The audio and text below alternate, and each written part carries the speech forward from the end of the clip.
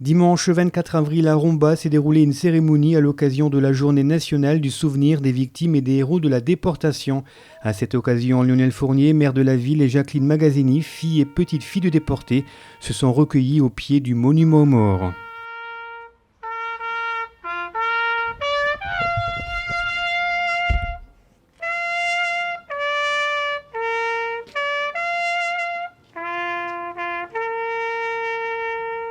Jacqueline Magazzini a ensuite lu le message commun des associations de déportés, internés, résistants et patriotes. Voici l'intégralité de son allocution. La journée nationale du souvenir des victimes et des héros de la déportation est chaque année l'occasion de rappeler des événements que l'humanité a condamnés et que nul ne souhaite voir se reproduire. Il y a 77 ans, prenait fin en effet le système concentrationnaire et génocidaire nazi dont le monde découvrait l'horreur à mesure de la progression des armées alliées et des récits des survivants. Ce système fut l'instrument de la destruction d'une grande partie des populations juives et tziganes d'Europe. Il fut aussi le lieu de détention et de martyrs de centaines de milliers d'hommes, de femmes et d'enfants, déportés pour leur résistance à l'occupant, pour raisons politiques, du fait de leurs origines, de leur religion, voire de leur orientation sexuelle, ou dans le cadre de rafles de représailles. Confrontés à la mort omniprésente, à la déshumanisation programmée, à la terreur, aux souffrances incessantes que la faim, la maladie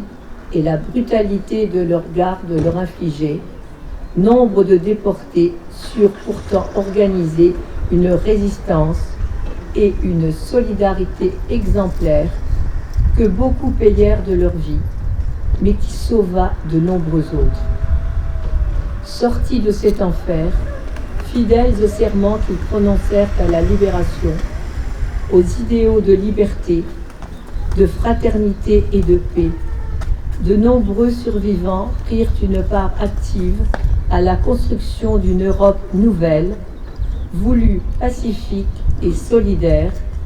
et militaire inlassablement pour que partout dans le monde soient respectés les droits de l'homme, la liberté et la démocratie. La résurgence d'idéologies porteuses d'exclusion, les tentatives de réécriture de l'histoire nous font aujourd'hui obligation de poursuivre leur combat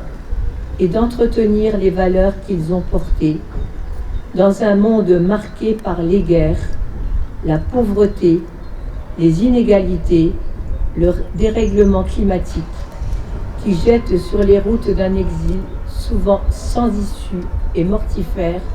des milliers d'êtres humains en détresse. Dans un monde où l'on voit ressurgir le spectre des dictatures, des replis nationalistes et des frontières qui se ferment,